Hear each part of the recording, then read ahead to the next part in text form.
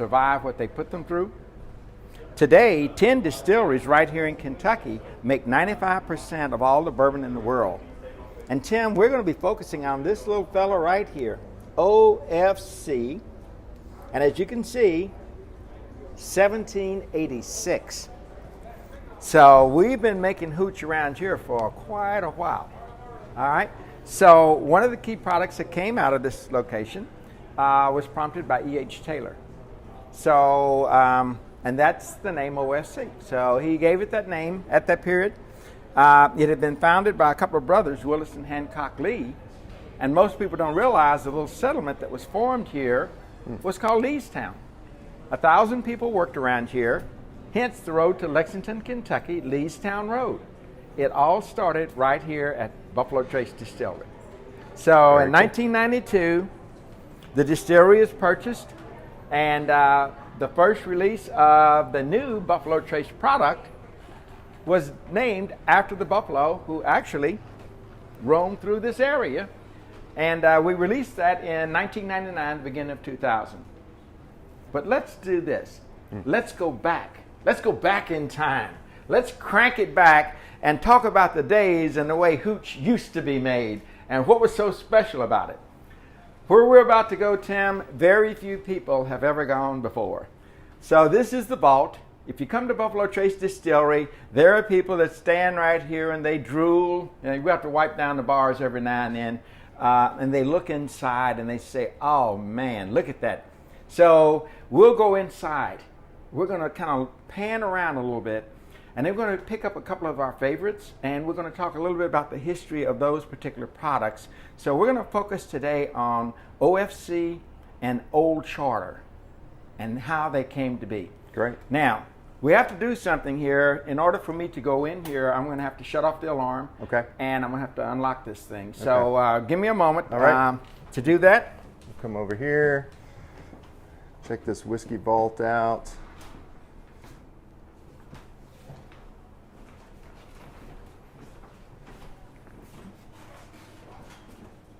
You're standing on my lead there. There you go. Oh. There we go. We good? Come inside. All right. I'm just as excited as probably anyone to come in here. I've been looking at this for years and years. You know, we're known for some pretty good products, but let's just start right here with those right there. Failed. Failed experiment. So imagine if you were back in the day and how many batches of really bad whiskey and bourbon got created before the ones that we've come to look forward to today coming out of this distillery. So not every batch that you experiment with is good, but you learn from your failures. So let's drift down through here. So those are the ones that we're still archiving those. I've always heard you guys talk about if you don't keep the failed ones, how do you know what bad whiskey tastes like later? So you can compare it. You got bad whiskeys that you can taste later. But the other part of that is that who says that later on, if I marry two of those failed ones together, I don't come up with something that's pretty darn good. It's true. It looks like this is Prohibition era. Yes, Prohibition. There's some of the original products coming out of here. A lot of these are on loan. The tags on there, basically, they're all archived products. Mm-hmm. I know these are on loan, right? Oh, yes. These are on loan. Yeah. So people come through here, they see a lot of our stencils, and they'll see some of these products. They don't even know that they originated here. Mm-hmm. If you ease around this way, just kind of go down through there, you start to see there's some of our Old Charter. Sazerac started down in New Orleans. It's become rather famous. So we've got the Sazerac 18, and we also have the Sazerac 6-year-old. But there's your Old Charter. We've got a couple of them that we've pulled that we're going to talk from here in just a minute. Okay. If you swing around, there's our Taylor Expressions. Yep. Looks like Sazerac Rye. I think these are all first releases, first batches, and things like that, right? Okay. You swing on around. Just please watch your step as you come around through here. You can see one of the OFC canisters is missing. We've got it out front. We've got that decanter out front here. There's your Double Eagle. Oh, yes. 20-year-old Eagle Rare. There's your Pappy. So we've got the 23-year-old Pappy, we got the 25-year-old Pappy, we got the barrel-proof Pappy.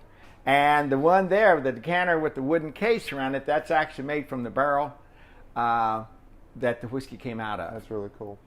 Okay, so there's your 23, there's your 20s, there's your 15s, there's your 13-year-old Rye, your Lot Bs, your 10-year-old, and you just keep coming around.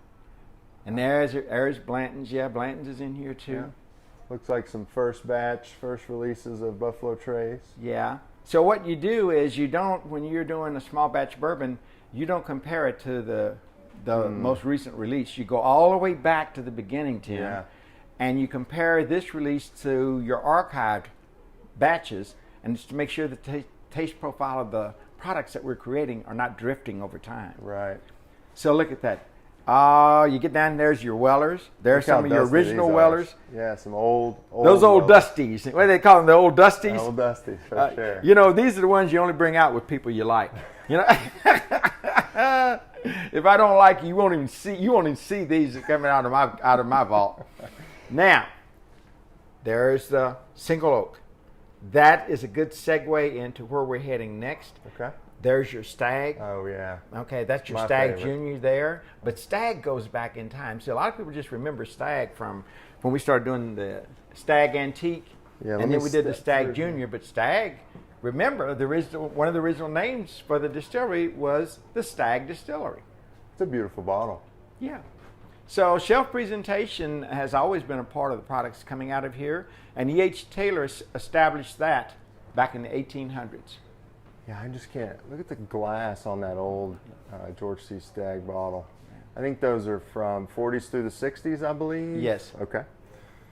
You drop down in some of the old Weller bottles, up to some of the newer Weller bottles. Your old Weller 107. See, a lot of people don't realize that the Weller Antique 107, as they know it today, we had Weller 107 back in the day. This is the oldest one, I believe, this corked one back here, Weller Special.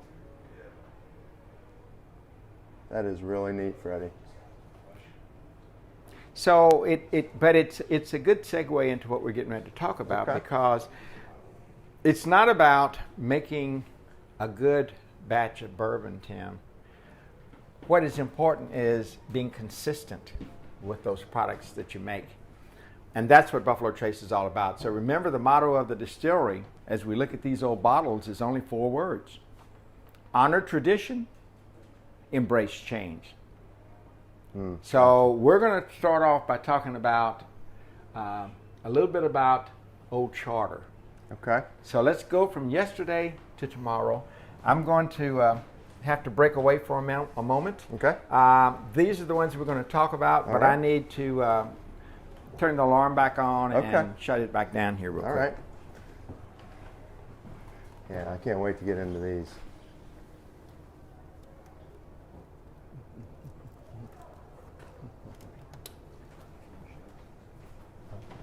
And so, Freddie, as you're doing that, we've got folks from all over the place. We have people from Southern California, Rob from England, Dwayne from Virginia, and Ryan from Boston already. So lots of folks chiming in and checking it out.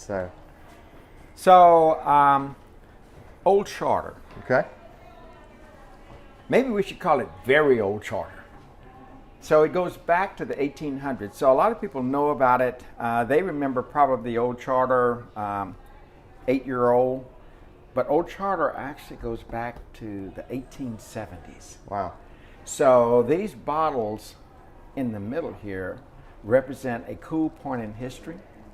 They're 100 proof, 15 years old. Oh, yes. So this is the kind of stuff that back in the day you could look at they called it the whiskey stamp. So you could look at if you can see that stamp on the side, you'll see the dates on there. Can you read that? Yeah. Says maybe 33 and fall 1917. So what does that imply? Yeah, the age. So distilled and Yeah, the kick. Bottled. Yeah, so the kicker is this. So the OFC that was in this bottle was actually made prior to Prohibition. Oh, I got you. Yeah, yeah. And so then it had to sit there because Prohibition, remember, went from 1919 to 1933. So this whiskey came out when Prohibition ended. So even though we were making whiskey for medicinal purposes, some of those barrels were actually just sitting there aging. Unbelievable. It is. Unbelievable. The other thing you'll notice is even open, look at the loss in the bottles just out through the cork over time. So another interesting thing that they did back in the day is a lot of the bottles they had an amber color to them. Filtration and things like that weren't quite as refined as they are today. So a lot of times you get some little particulates and things like that. And a lot of people would make an amber colored bottle just to make it look like it was a little bit darker and richer. As we started to clean up the glass, a lot of people appreciated the product that was inside. So you can see the difference in the design. Now shelf presentation is coming into being. What we were joking about earlier was, but you had your jigger cup. So you could always pop a cork and take a swig with your friends. All right. So you begin to look at these 100 proof, and then we moved into the chartered oak program that we've got now. And that's what we're really getting excited about. So we started off doing research on the oak itself. So that's the key part of our chartered oak program is it, let me say this before I even talk about this. Sure. These two are both what we call Mash Bill 2. That was back in the 80s. Okay. Okay. So they are now Mash Bill 1. Gotcha. So, but these were barrels back in the day using the old recipe associated with the distillery. Yeah. Okay. And so there's a new one. Okay. Yes. So the newer ones are now Mash Bill 1. These are 90 proof. So when we talk about the releases that we do now, 90 proof. We were having a discussion about why 90 proof seems to be so popular with all of our products. So if you think about the Wellers and the Buffalo Trace, Eagle Rare, the old Chartered, the Chartered project, 90 proof. And it's because of the palate. So what we've discovered is it's the right dilution that keeps the alcohol from being a dominant factor, but it opens up the subtle nuances and the other flavors that are inherent in that recipe. So the oak, what we're finding is we're actually learning more and more about the contribution of the oak to the product. So this one is Mongolian oak. So we've had some pretty cool releases associated with oak. So some of the things that we're finding, we did the single oak project as you saw in there earlier. So here's what we've discovered, and the reason that this oak program is so important. The only stipulation for bourbon is it has to be aged in a newly charred oak container. It says nothing about the species of the oak or the country of origin of the oak. So we started here in North America, and we've been all over the country finding different species of oak. And what we're learning, what we started here learning was with the single oak project, even where the tree grew in the Ozarks, top of the ridge, north side of the ridge where you have moss and ferns and lichens and algae, okay, versus the bottom of the ridge where all the nutrients wash to, the trees grow real fast, all right, get real big, but guess what's key? We discovered the number of growth rings per inch was critical to the flavors you're going to extract out of this piece of wood. So we now have some barrels aging in the warehouse where the trees are between 100 and 300 years old. Incredible. Oh, yes. And Freddie, we've already got several questions, coming in. If you don't mind, we'll ask some questions. Yeah, let's do that as we go along. We'll stay focused on what they're looking for. Yeah, so, we're looking at old bottles and looking at new bottles, and some of these do have some loss, but Steve asks, would that old whiskey taste okay, or does it also lose taste over time? Do we know that? We do. Okay. And something that it was Elmer T. Lee who first brought it to our attention. There were some folks that thought they had gotten bad whiskey. They thought their whiskey had gone bad. It was in a bottle for a long time. But what Elmer first brought to our attention was sometimes the purity of the glass would have a lot to do with the flavors of the whiskey inside. So he said what actually happens is what you can do is if you're fortunate enough to have a really old bottle of whiskey, he said what you do is pour some out into a glass, immediately put the cork back in the bottle, and let it breathe for a period of time. So Drew Mavell, our master blender, says for the essence of his bourbons and whiskeys, when he's really getting into this, he just lets them sit there and breathe for about a half hour. So that helps. Yeah. You know, it's like, we know anytime you have really, really old whiskey, really old whiskey, you never know. Right? I mean, you never know. Some of the early stuff. Yeah, that's where E.H. Taylor came in. That's right. You know, there really wasn't a standard for what chewing tobacco you could use in your whiskey back in the day. Exactly. Right? So you got to be careful. Yeah, you got to be careful. But remember, a lot of people don't understand this, and it's critical. Water molecules are smaller than alcohol molecules. Okay? So a lot of times your loss is the moisture. So we haven't really tested these to find out if the proof is actually going up as you do this. So the recommendation is, just like your really good wines, you have a wine cellar or a chiller. The recommendation is for your really old bottles of bourbon or whiskey, since you cannot lay them on their side because the alcohol weeps out, you put them in your wine cellar and you keep them in a cool, dark environment, okay, where there's not a lot of direct sunlight. They will last forever. So the essence of the question that was asked is, bourbon really doesn't go bad, all right?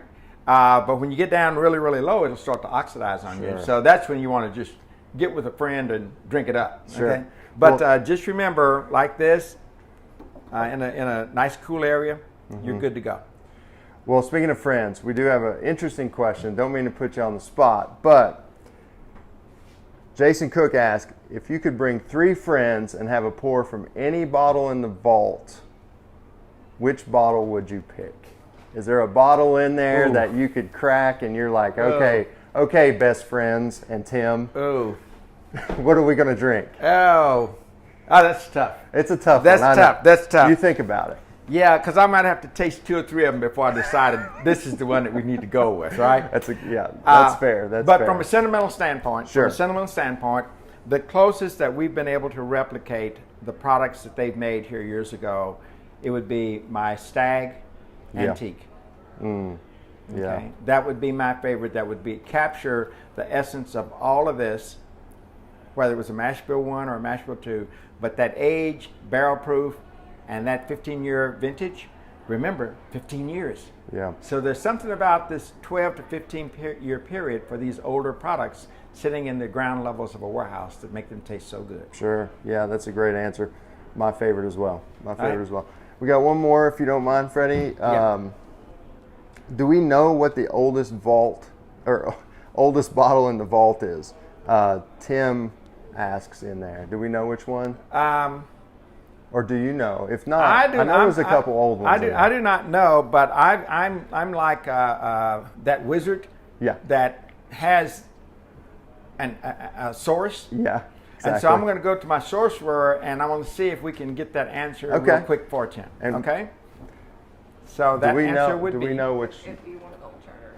Okay, one of the OFs, one of the old charters. The old charter. Okay. Be one of these. So there's several in there. Right, and so now we're going back to. Somebody once told me, Freddie, you don't need to know all the answers. You just need to know where to find them. That's exactly right. So and it's a cool question that was asked, and it's about integrity. So the deal is, what we try to do at Buffalo Trace is, if we don't know the answer, we're going to try to get the answer for you as quick as we can. But we're not going to blow smoke. So if I don't know, which is what I said, I don't really know. Yeah. That's the way to do it. Yep. There's a lot of old ones in there. So. Yep. Okay. Now, speaking of old, besides Freddie, we have another product here called OFC. Okay. This is E.H. Taylor. This is the essence of E.H. Taylor. This one goes back to the 1800s also. Okay, 1870s, E.H. Taylor purchases this distillery, and it's a cool intro into what you were just talking about. E.H. Taylor had become very disturbed about the fact that there was no standard for whiskey. So basically the Food and Drug Act was the result of E.H. Taylor standardizing the specifications for making whiskey. Okay, so that's where bottled and bond came in and all those things. So for those of you that are not familiar with this, bottled and bond goes back to some of his first releases. So that means that that product was made, processed, distilled at Frankfort, Kentucky, at this site during the same season. Okay, it's got to be at least 4 years old. Okay, no additives, no other things, but that's the real McCoy, and Very that cool. started the industry. Fast forward, honor tradition, embrace change. Yeah. So the OFC, that is the ultimate in someone wanting something that is a classic. If those that are watching are familiar with the OFC release program, so these are about 25 years old. We'll do 2 or 3 years, and we will actually marry those barrels together. What most people don't realize, when your whiskey's been around for that period of time, your loss rate is unbelievable. So you lose 15% the first year, 3 to 5% every year thereafter. So by the time you get to this point, you only have maybe about 5 or 6 gallons left in that barrel. Yeah. So you marry those barrels together, and these are cut to 90 proof. Remember, we talked about 90 proof before. These are cut to 90 proof, but the first release of this, there were only 50 bottles, and guess what? They were given to charity. You ready for this one, Tim? It raised over $1 million for charity. Honor tradition, embrace change. So sometimes it's not about what you can make, but it's what you can give back to the community. That's right. So we're nibbling pretty close on the time. We are. I hope that this gave you, it was an appetizer. So if you've not been to Buffalo Trace and you want to come by and check us out, take a moment, do so. I'm not sure if you have any other questions or anything like that, but we're pretty much right at the end of our rainbow. We are. We're almost at 25 minutes, Freddie. I know you've got a couple places to be right away, but I think we're good.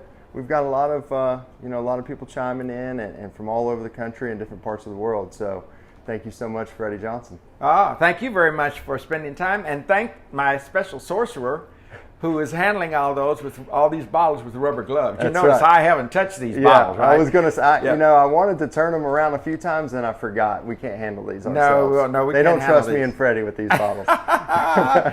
But thanks everyone for coming out to see us, and next time, come here in person. That's right.